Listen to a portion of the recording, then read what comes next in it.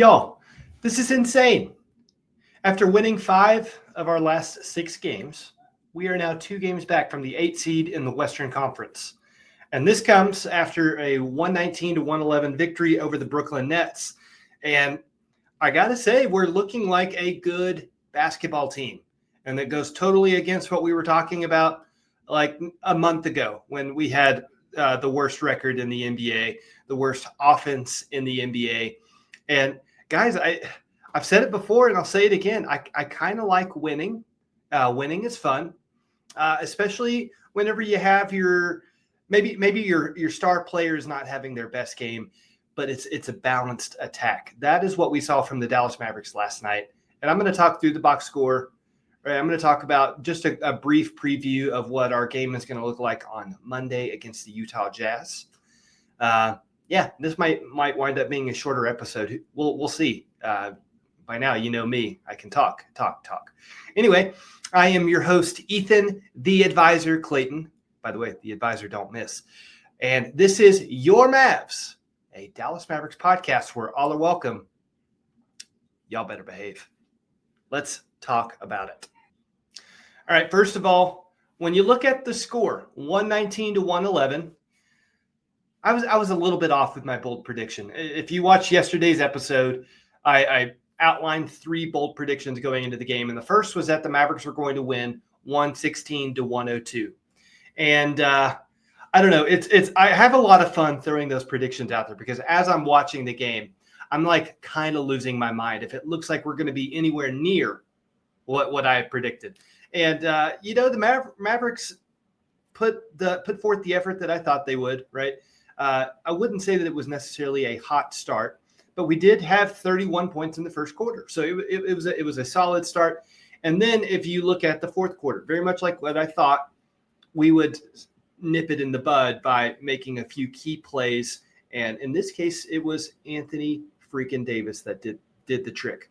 Okay. But yeah, it was close. But the Nets actually put up more offense than I thought they would. And Michael Porter Jr. did finish with 34 points. I told you he'd get 35 or more. So I guess technically I was wrong. But goodness, he was getting on my last nerve watching him. By the way, this is not hate. He is so talented. But, man, I don't know if he has ever seen a shot that he didn't like. And last night that was on full display. And he hit at a pretty high clip. Again, his scoring and his efficiency are way up this season. We saw that on display last night. But, goodness, there were 3 or 4 just about like the toughest shots you could imagine that he wound up taking with zero hesitation last night. And I think if he hadn't taken, 2 or 3 of those, the game would have been closer because the Nets would get there were like 20-something lead changes. I said there would be no drama. I was way off about that. And in some of those dramatic moments where, we're exchanging a lead back and forth, that's whenever Michael Porter Jr. was throwing up some of those questionable shots. And thank goodness he did. But again, solid overall effort. Let's look at kind of some of the individual performances. Again, if you're looking at the box score, you see 24 and 14 from Anthony Davis. And that's pretty solid, right? Like that's just kind of the player he is. He can fill the stat sheet like that. But if you watch the game, the first half, he did not look like he was at home at all, right? He did not look comfortable. He was hesitant with the shots.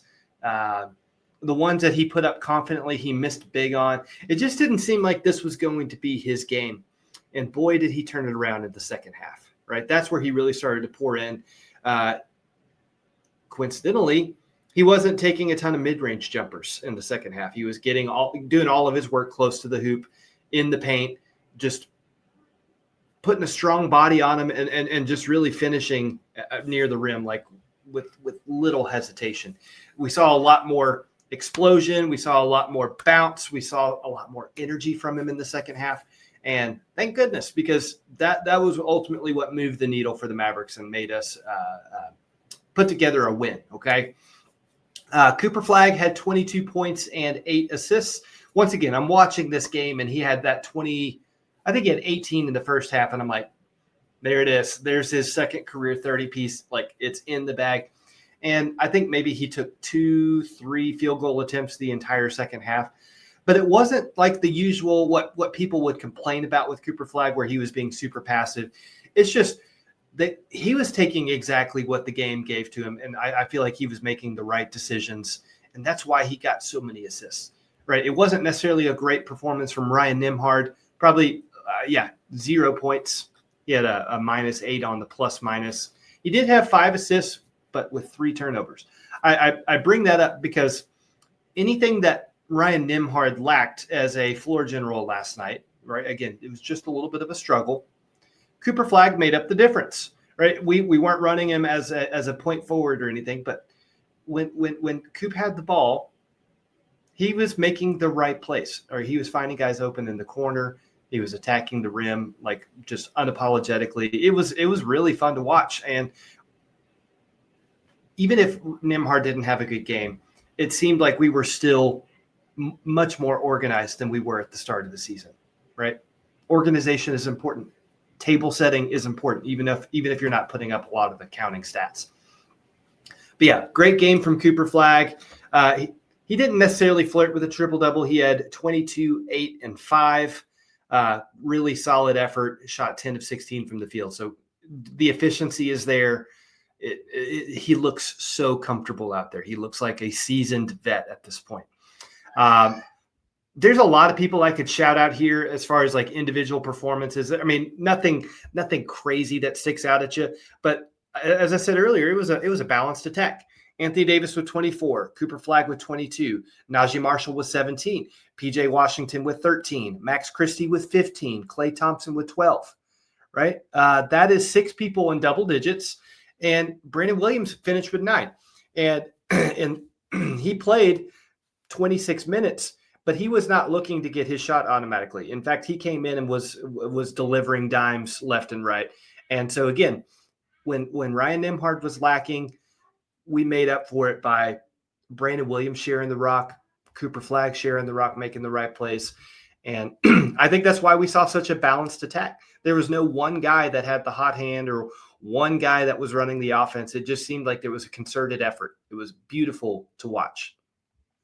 Now, my favorite thing about last night's game, it was a block party, and everyone was invited, okay?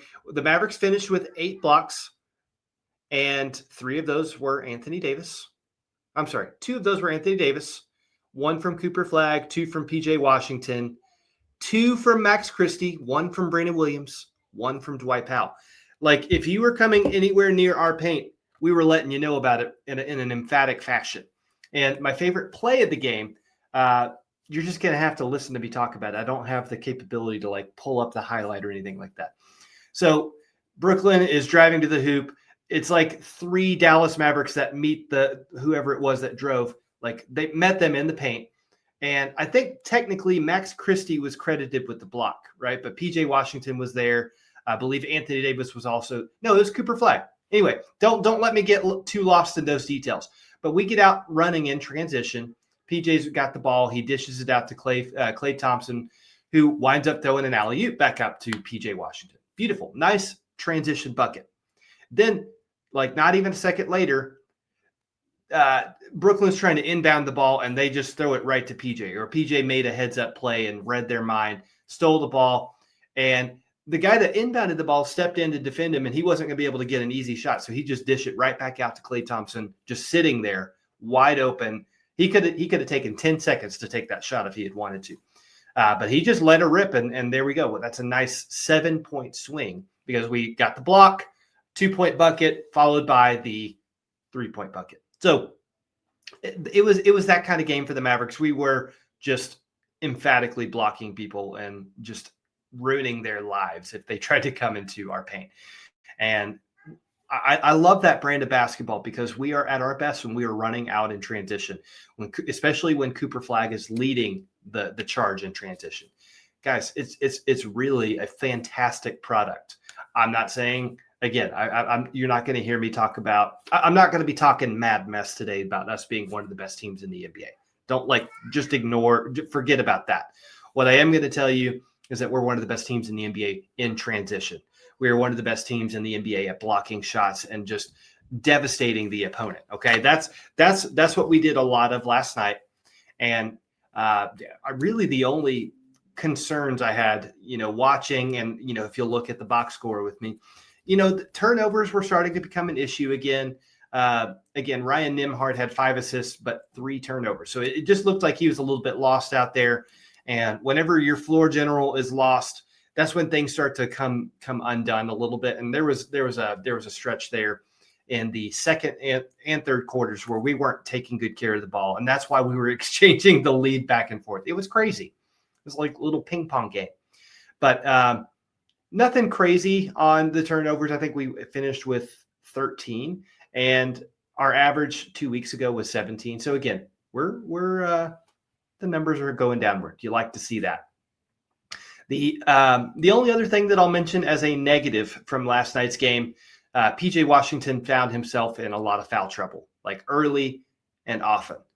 Now, there were like 1 or 2 of the calls that I thought were like super questionable, like he just looked at the guy wrong and got a foul call. But there were a couple of others that I was just like, dude, what are you doing? Like, what is your thought process here?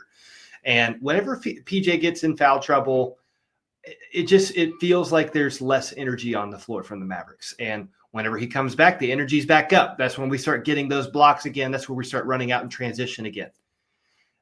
So PJ, yeah, he got into foul trouble, and I think if he hadn't, I think if he had played a little bit smarter on the defensive side of the ball, then it wouldn't have been as close of a game as it was, right? Because whenever he was on, he was shooting effectively. Again, it was a balanced attack overall.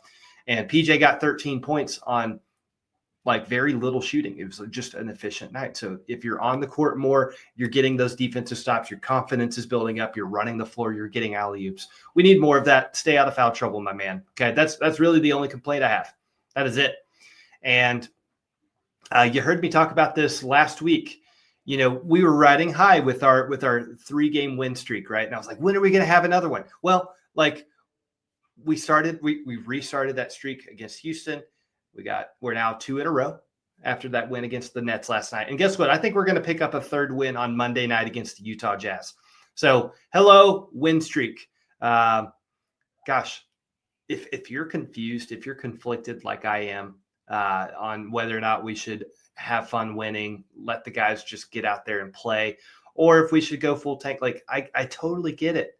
Like it's it's so fun watching that version of the Dallas Mavericks, right? Again, Anthony Davis didn't have the best game ever, and he still was the best player on the floor, right? Cooper Flagg didn't have his best game ever, but he was the 2nd best player on the floor, like at all times. So it's really fun to watch these guys play together. And I can start to see why, it's been reported that like the Mavericks don't want to trade Anthony Davis until they see Kyrie on the floor with him and Cooper Flagg. I can now see why for a while, it was Anthony Davis after the game was interviewed, and he said like Kyrie and I are super close, and we've been trying to become each other's teammates for a long time now. So I'm starting to see why they want to play together so badly, and why the Mavericks want to see that product on the floor. Good or bad, like when that happens, we're going to be playing really good basketball, and we're going to be, if we're not winning all these games, we're going to be super competitive and dangerous in virtually every game. So watch out, Utah. Like we're still not fully healthy, right? Daniel Gafford is still nursing his ankle injury. Obviously, Derek Lively is out for the rest of the season. But when we're riding a high like this, and our offense is flowing the way it is, and our defense is continuing to get like really big, important stops, like we're hard to beat. Okay. Now, the biggest thing for us moving forward to make sure that we can continue winning is to continue having a real floor general in Ryan Nembhard. Like, don't let one bad game get to you, homie. Like, you're fine. Just, get back, watch some film and get back in the lab, right? Like I'm not worried about that.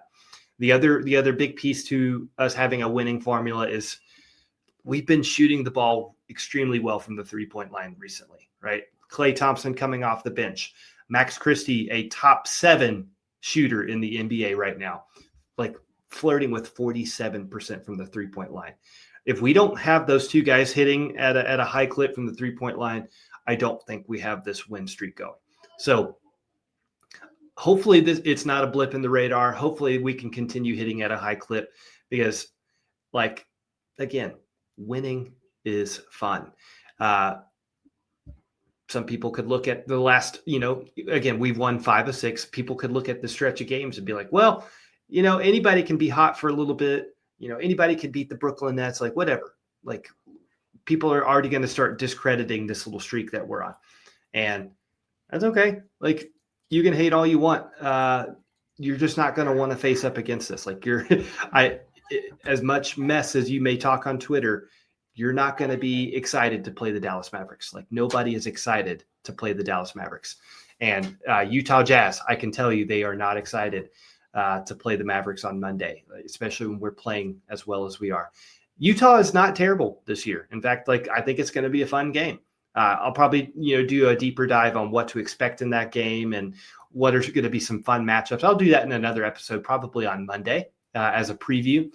But it's going to be a fun game. And the Jazz are not as terrible as anybody thought. And, the Mavericks are not as terrible as we originally thought. So, there's a couple teams there that have a lot to play for and a lot to prove.